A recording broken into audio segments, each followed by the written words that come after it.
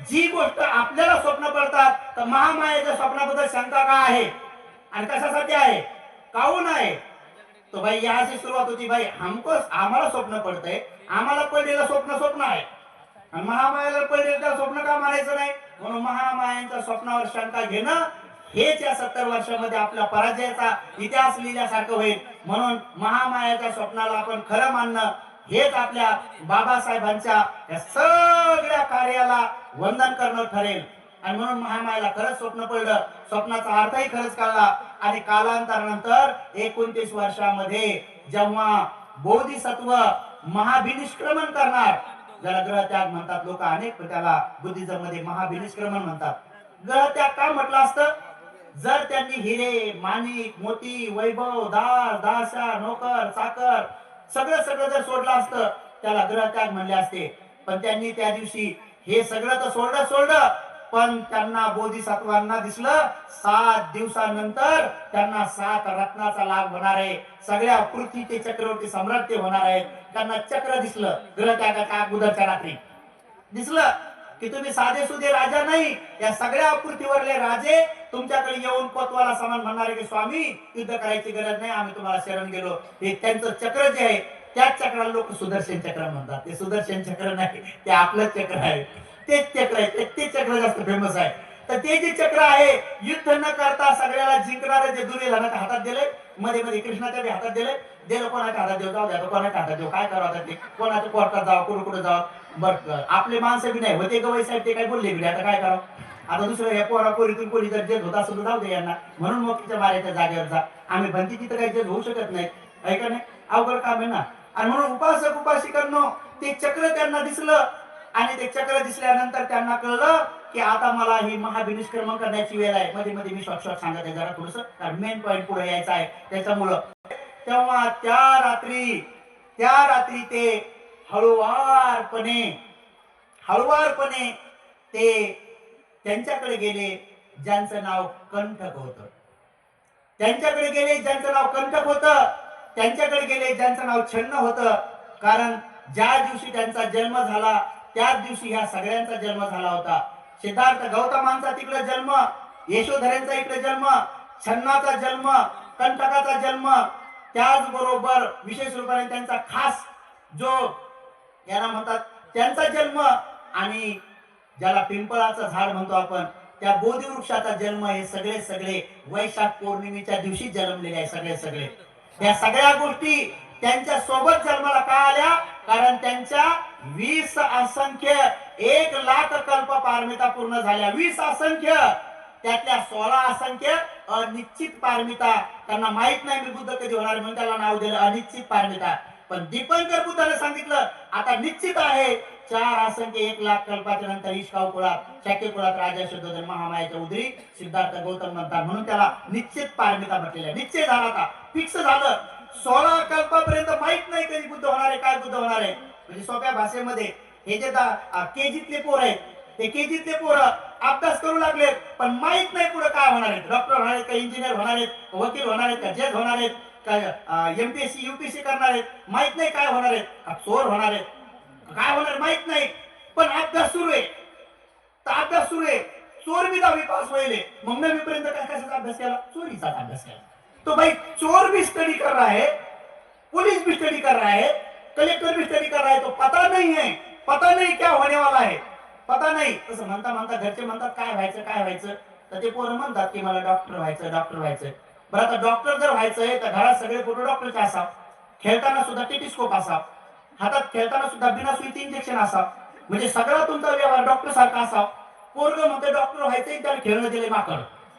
आता मला सांगा माकड खेळल्याने पोरग डॉक्टर होईल का? पोरग म्हणते डॉक्टर व्हायचं, त्याला घेऊन दिले बुलडोजर. अरे मला ड्रायव्हर होणार आहे, त्याच्या घरी मी ते बुलडोजर पाहिलं, ती खेळायचं बुलडोजर. अरे मला ड्रायव्हर होणार नक्की. आणि पोरग खेळते चोर शिपाई. आता सांगा काय होणार आहे? म्हणून तुम्हाला जे व्हायचंय ते तुमच्या अवतीभोवती सगळं काय वाच्या मनाने सगळं ते असावे, त्याला सुसंस्कार म्हटलेला आहे. आणि म्हणून निश्चय झालं 20 असंख्य 1 लाख कल्प पारमिता पूर्ण केल्यानंतर माहीत झालं की अरे हे राजा शुद्धोधनाच्या घरी जन्मलेलं बाळ हे सम्यक संबुद्ध होणार आहे. जेव्हा ते कळलं 29 वर्षामध्ये जेव्हा त्यांना महाभिनिष्क्रमण करायचंय तेव्हा त्या रात्री ते कंठकाकडे आले. कंटकाकडे आले तेव्हा तो कंटक घोडा साधा सुद्धा नव्हता.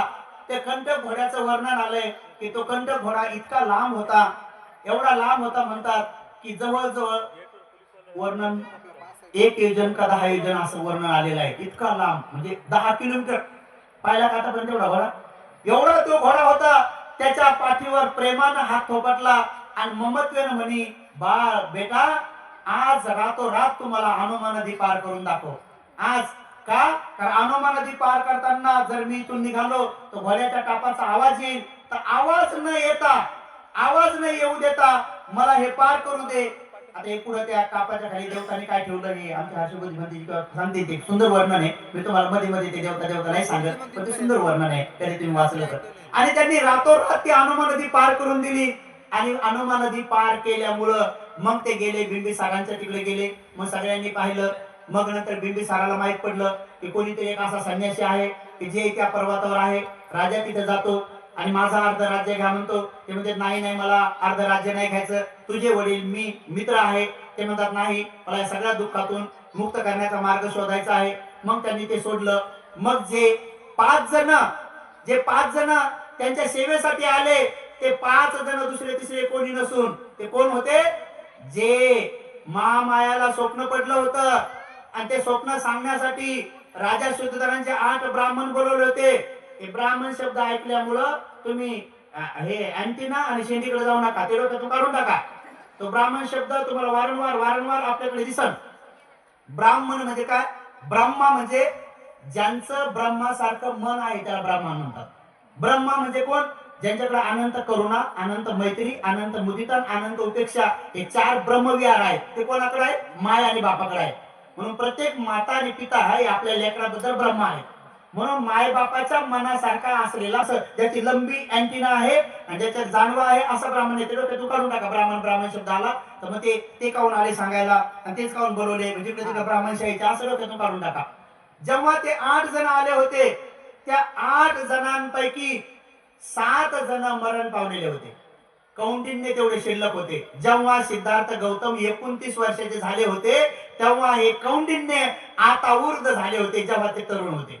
मग या कौंडिन्याने पाहिलं की ज्यांची भविष्यवाणी मी आणि 7 ब्राह्मणांनी केलेली आहे तो राजा सुधर्माचा पुत्र आज राजकुमारांनी ग्रहत्याग केलेला आहे.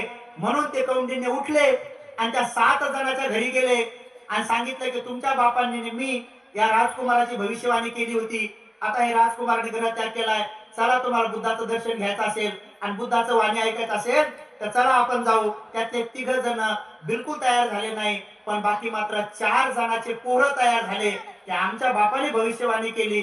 आणि म्हणजे जे बाकीचे जे बदिये बोप्प मानामा असं जे आहेत ते त्यांचे पोर आहेत ज्यांच्या बापाने भविष्यवाणी केली होती. आणि म्हणजे सगळे आता कौंडिन्य यांच्या नेतृत्वामध्ये त्यांच्या सेवेत आले. 6 वर्षपर्यंत त्यांची कठोर तपश्चर्या पाहिली, त्यांची भरपूर सेवा केली. परंतु त्यांना लक्षात आलं की या तपश्चर्या केल्याने आपल्याला काही प्राप्त होणार नाही. एवढी घनघोर तपश्चर्या आहे, एवढी उग्र आहे की जगाच्या इतिहासामध्ये जर कोणाला इतिहास वाचायचा असेल आणि सर्वात जास्त उग्र स्वरूपातली जर तपश्चर्या पूर्ण केली असेल तर भगवान स्वतःच पुढे म्हणतात, भिक्षूंनो जर कोणीही शोधलं तर माझ्यासारखी उग्र तपश्चर्या कोण्याच तपस्व्याची नाही, कोण्याच योग्याची नाही. जिथं माणसं गोठून जातील तिथं मी उघडा बर्फावर झोपायचो. जिथं माणसं अग्नीनं जळून जातील तिथं मी फुफुट्यामध्ये झोपायचो. जिथं असा घनघोर पाऊस की माणूस त्या पावसानं मरून जाईल अशा पावसात मी उघडा बसायचो आणि 1 महिना 2 महिने बसायचो, पण तरी मला बुद्धत्व प्राप्त झालं नाही. एवढंच नाही तर मी अक्षरशः 10 दिवसात एकच तांदळाचा दाणा खायचो, कधी एका महिन्यात एकच खायचो आणि अक्षरशः माझं पोट पाठ एक झाली, डोळ्यामध्ये अंडे जाऊन बसतील, जुनं झोपड्याचे जसं वासे दिसावे तसं माझं शरीर. सहज हात फिरवला की मासा बरोबर सडलेले हे केस सगळे गळून पडायचे. 32 लक्षणं सुद्धा त्यांचे दिसत नव्हते. एवढे घनघोर तपश्चर्या केली. वर्णन तर असं पण आलंय की हे भिक्षूंनो जर कदाचित उग्र तो रूपातली तपश्चर्या जर कोणाला पाहायची तर कोणी असं म्हणून की श्रमण गौतमांनी हे केलं का, काय जटा वाढवले का? भिक्षूंनो, मी एवढ्या जटा वाढवल्या होत्या, आतापर्यंतचा जटाधारी कोणीच नाही की जो माझ्या एवढ्या जटा वाढवा. सर्वात जास्त मोठ्या जटा त्यांनीच वाढवल्या होत्या. जर कोणी असं विचारलं की श्रमण गौतमांनी हे केलं का, एका पायावर उभे राहिले का? अरे भिक्षूंनो, हे जेवढे बी एका पायावर उभे राहिलेले लोक आहेत, हे एक दोन घंट्यात खाली पडले असतील. मी लगातार पायावर एक महिना उभा राहिलेला आहे म्हणे. तेवढी उग्र कोणीच पायावर उभं राहिलं नाही. जर कोणी विचारलं श्रमण गौतमाने हे केलंय का, डोक्यावर उभे राहिले का? अरे मी उलटा झाडाला डोक्यावर उभं राहून महिना राहिलेला आहे. जर कोणी विचारलं की श्रमण गौतमांनी अंगावर वारुळ येऊ दिलं का? अरे माझे नख एवढे मोठे मोठे झाले, माझ्या अंगावरच पूर्ण वारुळ तयार झालं होतं. माती नाम काय एवढी उग्र तपश्चर्या केली. जर कोणी म्हणाल की श्रमण गौतमांनी असं असं खाल्लं का?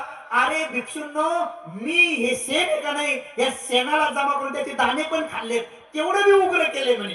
एवढंच नाही, या पोटामध्ये एवढ्या अग्नी भडकत होत्या, एवढा त्रास होत होता, तरी सुद्धा मी ती जे जे काही उग्र स्वरूपातलं यांनी केलंय, एकही तपस्वी नाही हिमालयामध्ये, एकही योगी नाही की ज्यांनी माझ्या एवढं उग्र केलं असेल.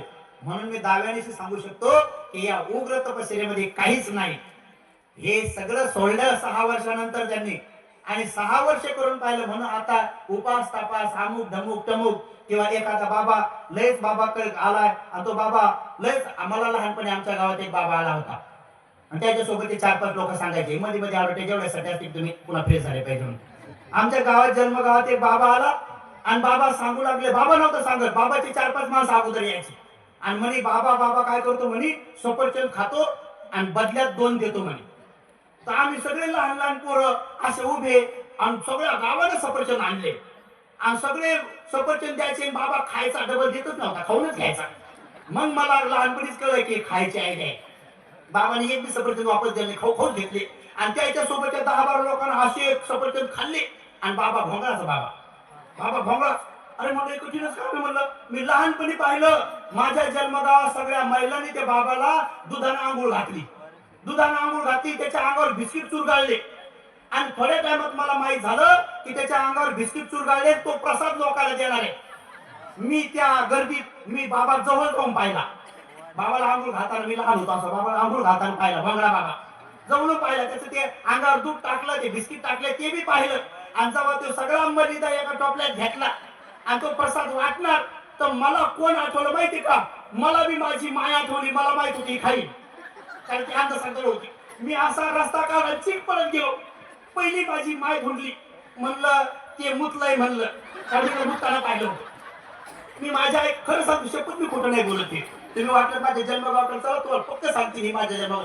आणि मी माझ्या आईकडे जाऊन हात जोडले, म्हणलं खाऊ नको, त्या बिस्किट मध्ये मुतलंय म्हणलं. तर माझ्या आईने मला 2-3 असे हाणले, काय सांगावं मला, मुकाच बस, बाबाला असं म्हणून नाही मिळेल. आणि म्हणलं मुतलंय ते मी पाहिलंय, ते बिस्किटा बरोबर म्हणलं चुरगाळलंय, ते खाऊ नको. अवकाशाचं नाही ऐकलं, माझ्या आईने खाल्लं.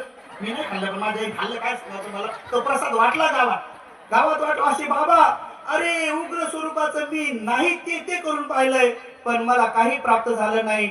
शेवटी मग त्यांना तो दिवस आठवला जेव्हा त्यांच्या वडिलांच्या नांगराच्या शेतीच्या दिवशी जांभळीच्या झाडाखाली दास नोकर चाकरांनी त्यांना ठेवलं होतं, आणि दिवस माथ्यावर आल्यावर फक्त सिद्धार्थ गौतमांवरच सावली होती. आणि जेव्हा ते पहिलं ध्यान त्याने आनापानसतीने प्राप्त केलं होतं, जमिनीपासून उंच दिसले, तेव्हा त्यांना आठवलं की मला हेच करावं लागेल. आणि म्हणून सुद्धा त्या हस्ती खीर खाल्ली, 49 घास खाल्ले. ते पात्र त्याने नदीत सोडलं. ते पात्र जाऊन काळराजाच्या दारी डुबलं. अगोदरच एक पात्र काश्यप बुद्धांचं पडलेलं होतं, हे पात्र जाऊन त्याच्यावर पडलं. आता हे 4थं पात्र, 4 पात्र अजून एक निरंजनामध्ये आहेत. ज्यांना पाहायचं त्यांना 8व्या ध्यानाच्या पुढे जावं लागते, तेव्हा ते दिसतंय. ज्यांना दिसले ते त्यांनी लिहिलंय. ज्यांनी कमीत कमी त्या लेखनावर विश्वास ठेवा. ते पात्र त्यावर जाऊन पडलं, टणकन वाजलं. टणकन ते नागलोकात आहे. नागलोकात टणकन वाजल्याबरोबर नागलोकांचा जो देवराजा आहे, बाबासाहेब लिहिले, ते नागराजाच्या दारी डुबले. बाबासाहेब बारीक नाही लिहिलं, ते बारीक त्रिपिटकात आहे. आणि मग तेव्हा तो नागराजा जागृत झाला, आणि त्यांनी विचार केला की अरे कालच ते भिक्षा पात्र पडलंय, आज कोण बुद्ध होणार आहे. मग जेव्हा त्यांनी डोळे उघडले पाहिलं, तर म्हणे अरे हे पात्र जे पडलं हे काल नाही पडलं, हे पात्र 30,000 वर्षापूर्वी पडलंय. ते काश्यप बुद्धाचं होतं. आता हे आज 30,000 वर्षानंतर पडलंय. पण त्यांना असं वाटलं की हे कालच पडलंय. म्हणजे याच्यावर अंदाज काढा की नाग लोकांमध्ये 30,000 वर्षापेक्षा जास्त आयु आहे आणि तेव्हा एक दिवस झाल्यासारखे त्यांना वाटते. एक दिवस झाल्यासारखं तो आयु आहे. कुठले तरी एक पुण्यवान भंती जे आहेत त्यांनी एक मेसेज लिहिला होता की चातू महाराजांचं आयु किती आहे, यामाचं किती आहे, तावतीसाचं किती आहे, निमानरती किती आहे, परिनिमान किती आहे, अपमान भाग किती आहे, सगळं लिहिलं होतं त्यांनी अकरी ठकापर्यंत. सगळ्यांचं आयुमान दिलं होतं त्या भंतीजीने. तो मेसेज आहे का नाही व्हॉट्सअपला माहित नाही, पण खूप सुंदर केलं होतं त्या भंतीजींचे. उपकार आहे. जेव्हा त्यांनी पाहिलं की अरे कोणीतरी बुद्ध होणार आहे, तेव्हा त्या नागराजाच्या लक्षात आलं की शक्य कुळातून राजाचे शुद्ध धर्म महामायेच्या पोटी जन्मले सिद्धार्थ गौतम आज बुद्ध होणार आहे. तेव्हा तो नागराजा प्रसन्न झाला. त्यांची जी पत्नी म्हणतात, ज्या रात्री बुद्ध तो प्राप्त केलं ते काय केलं ते सांगतो. हे सांगायसाठी इथं आणलं तुम्हाला. म्हणजे काय झालं नेमकं हे आता शॉर्टकट मध्ये सांगतो की नेमकं काय झालं. तेव्हा वैशाख पौर्णिमेची रात्र होती. पहिल्या प्रहारामध्ये सिद्धार्थ गौतमांना पहिल्या प्रहारामध्ये म्हणजे 4 घंटे, 4 घंट्यामध्ये सिद्धार्थ गौतमांना जे ज्ञान प्राप्त झालं त्या ज्ञानाला म्हणतात उब्बे निवासानुसती. उब्बे म्हणजे पूर्व, निवासानु म्हणजे निवास, सती म्हणजे सजगता, जागृतता किंवा दिसणे. म्हणजे माझा पूर्व निवास कुठं होता. उभे निवासानुसती 4 घंटेपर्यंत त्यांनी जेव्हा पाहिलं तर ते म्हणतात पुढे बुद्ध झाले, ए भिक्षुंनो 4 घंट्यामध्ये मला माझे पूर्व निवास, मी काय होतो, माझे मायबाप कोण होते, माझं गाव कोणतं होतं, माझं नाव काय होतं, माझं गोत्र कोणतं होतं, मी कसा तिथं मेलो, काहून मेलो, कोणत्या कारणाने मेलं, माझा आयु किती होता, माझी राहणीमान कशी होती, सर्व मला त्या 4 घंट्यामध्ये दिसलं. तर 1,01,00,000 नाही, किती संवर्त विवर्त कल्पापर्यंत दिसलं म्हणे मला. 4 घंट्यानंतर जेव्हा मी डोळे उघडले तेव्हा विचार केला की अरे हे जे मला संवर्त विवर्त पर्यंत माझे सगळे जन्म दिसले आणि इतके क्लिअर दिसले, एवढे स्पष्ट दिसले, जेवढे स्पष्ट रूपाने तुम्ही मला पाहता मी तुम्हाला पाहतो, एवढ्या स्पष्ट रूपाने त्यांना त्यांचे संवर्त विवर्त जन्म दिसले.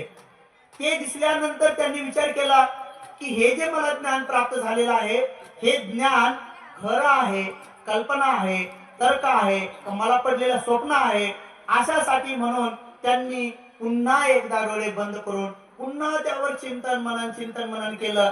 चिंतन मनन केल्यानंतर त्यांना दुसऱ्या प्रहारामध्ये त्यांच्या बरोबरच जेवढे बी काही 31 लोकांमध्ये प्राणी आहेत, बिना पायाचे, 2 पायाचे, 4 पायाचे आणि बहुपायाचे, या सगळ्याच प्राण्यांचे सुद्धा पुनर्जन्म दिसले.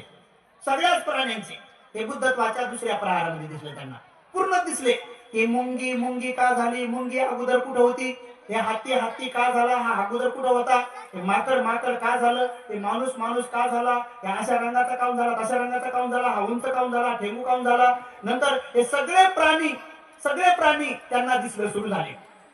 मरताना दिसू लागले, मेल्यानंतर कुठं चालले ते दिसू लागले, गर्भाशयात जाताना दिसू लागले, काही मुळाशयात जाताना दिसू लागले, काही अंडाशयात जाताना दिसू लागले, काही आपोपाती भावात जाताना दिसू लागले, काही वेगवेगळ्या ठिकाणी ब्रह्मलोकात जाताना दिसू लागले, देवता लोकात जाताना दिसू लागले, काही महासुखी दिसू लागले, काही मध्यम सुखी दिसू लागले, काही निस्ते सुखी दिसू लागले, काही महादुखी दिसू लागले, काही मध्यम दुखी दिसू लागले, काही एकदम दुखी दिसू लागले, घनघोर.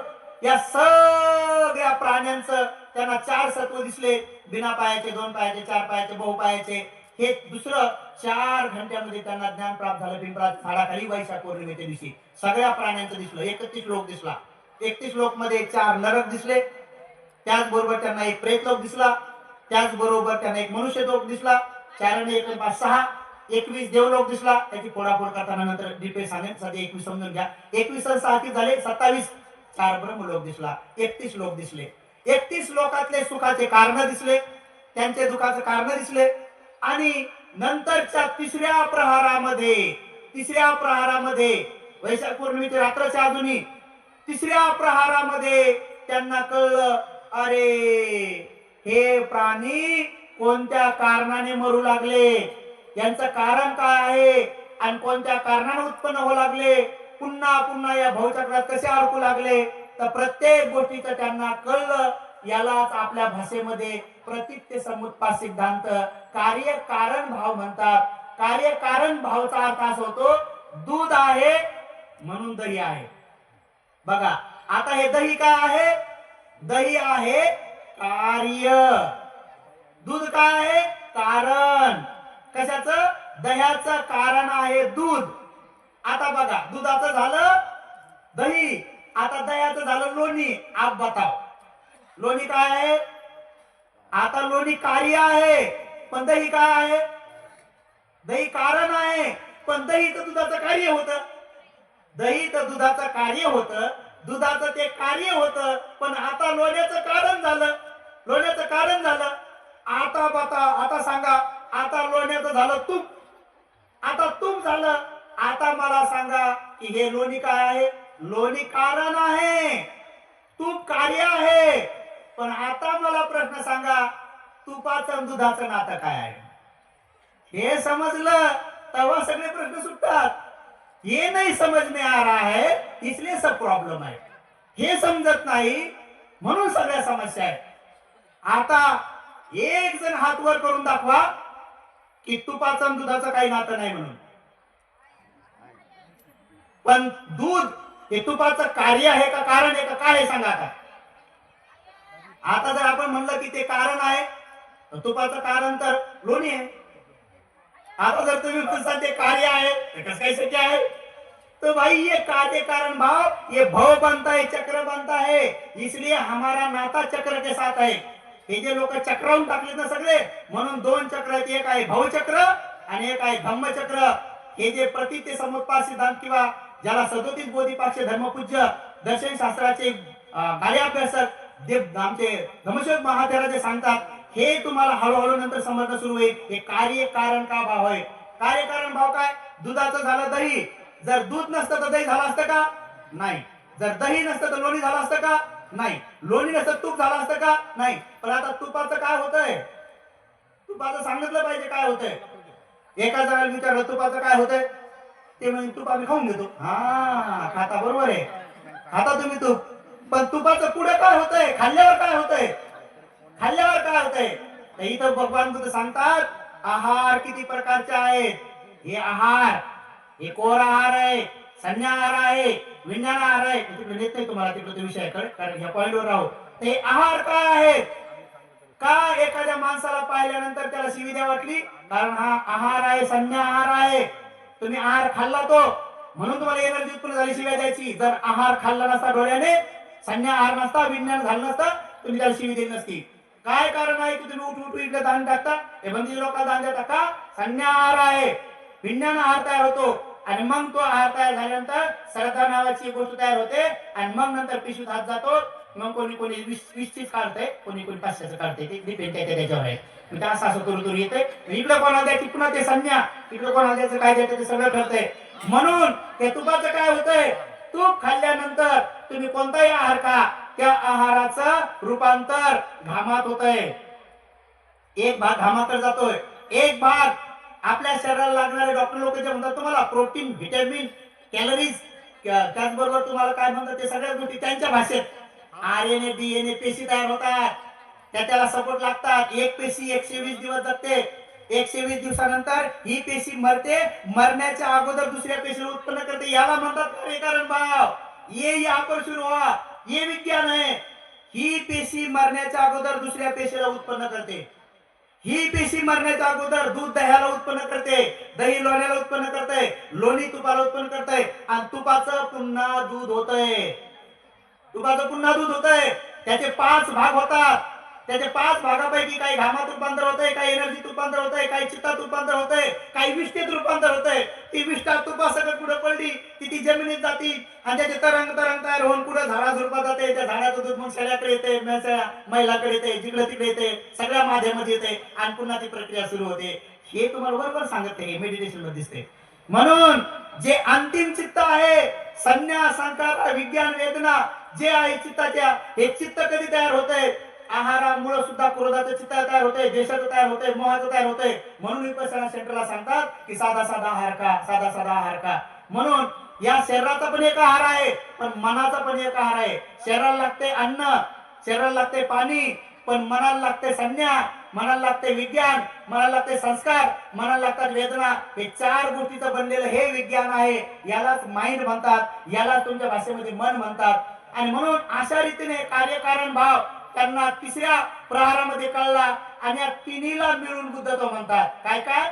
आपल्या स्वतःचे सगळे संवर्त विवर्त पुनर्जन्म दिसले, सगळ्या 31 लोकांच्या सगळ्या प्राण्यातले संवर्त विवर्त पुनर्जन्म दिसले, आणि या सगळ्यांना पुन्हा पुन्हा जन्माला काहून येऊ लागले, पुन्हा पुन्हा भवचक्रात काहून अडकू लागले, त्याचं कार्य कारण भाव प्रतीत समुत्पाद सिद्धांत म्हणजे अविद्या पच्चय संखारा, संखारा पच्चय विज्ञान, विज्ञान पच्चय नाम रूपं, नाम रूप पच्चय सरायतनं, सरायतनं पच्चय फस्स, फस्स पच्चय वेदना, वेदना पच्चय तन्ना, तन्ना पच्चय उपादान, उपादान पच्चय भव, भव पच्चया जाती, जाती पच्चया जरा मरणं, शोक परिदेव दुःख दोमनस्सु पायासा संभवन्ति, एवमेतस्य केवलस्य दुःख खंदस्य समुदय होती इति. या 12 कडे अविद्या. अविद्या काय? अ म्हणजे नसणे, वि म्हणजे विशेष, ध्या म्हणजे ध्यान, विशेष प्रकारचं ध्यान नसणे यालाच अविद्या म्हणतात. कशाचं ध्यान? आपल्या जन्माचं काय कारण आहे, मी आईच्या गर्भाशयात कोणत्या कारणाने आलो हे न कळणं याला अविद्या म्हणतात. मी कोणत्या कारणाने आईच्या गर्भाशयातून बाहेर आलो आणि आता मी मनुष्य का झालो हे न कळणे याला अविद्या म्हणतात. विशेष प्रकारचं ध्यान आपल्या चालण्यावर नसणे, आपल्या बोलण्यावर नसणे, खाण्यापिण्यावर नसणे यालाच अविद्या म्हणतात. अविद्या विशेष प्रकारचं ध्यान आपल्या काया वाचा मनाच्या कर्माबद्दल नसल्यामुळे संस्कार बनतात. आणि कोणते संस्कार? जेव्हा ते पिंपळाच्या झाडाखाली बुद्ध झाले, 7 दिवस पर्यंत पालथी मारून तिथंच बसले. 7 दिवस पर्यंत त्यांनी आणि बोधिवृक्षाकडे पाहिलं, 7 दिवस पर्यंत त्यांनी चक्रमण केलं, 7 दिवस पर्यंत पठाण सुताचा रतन घरामध्ये राहिले. तेव्हा त्यांच्या शरीरामधून 6 रंगाच्या रश्मी निघल्या. 3 हप्ते नाही निघल्या. भगवान बुद्धाच्या शरीरातून जेव्हा बुद्धत्व प्राप्त झालं, एकूण 50 दिवस बुद्धत्वात राहिले. असं नाही की बुद्ध झाले मुक्ते सांग सुटले, नाही. 3 प्रहारामध्ये बुद्धत्व प्राप्त झालं, तरी एकूण 50 दिवस त्यांनी पुन्हा पुन्हा चेक केलं की हे ज्ञान मला डोळे लावून होतंय का डोळे उघडे ठेवून होतंय. म्हणून 7 दिवस बोधिवृक्षाकडे पाहिलं, न पापणे लावता 7 दिवस. तरी त्यांना ते दिसू लागलं. काय काय दिसू लागलं? स्वतःचे सगळे पुनर्जन्म, दुसऱ्याचे सगळे पुनर्जन्म, कार्यकारण भाव प्रति समुत्पाद दिसू लागला. डोळे बोधिवृक्षाकडे आहेत. नंतर त्यांनी चक्रमण केलं. फिरता फिरता म्हणे अरे मी डोळे लावून दिसतंय का, मला डोळे उघडे ठेवून दिसलं. आता ते डोळे उघडे पण आहेत आणि चालत पण आहेत. चालता चालता सुद्धा त्यांना दिसू लागलं. काय दिसू लागलं? संवर्त विवर्त पुब्बे निवासानुसती. संवर्त विवर्त त्यांना सगळ्या प्राण्यांचा पुनर्जन्म, सगळे संवर्त विवर्त पर्यंत त्यांना याचे कारण दिसू लागले. चालताना पण दिसू लागले. मग 4थ्या हप्त्यामध्ये पठाण सुत्त तुझे ज्ञानज्योती भतीजी वारंवार लोकांना सांगतात की हे कशामुळे कशामुळे कशामुळे काय कारण आहे. पठाण सुत्ताचा जेव्हा पाठ केला तेव्हा त्यांच्या शरीरामधून 6 रंगाच्या रश्मी बाहेर निघल्या.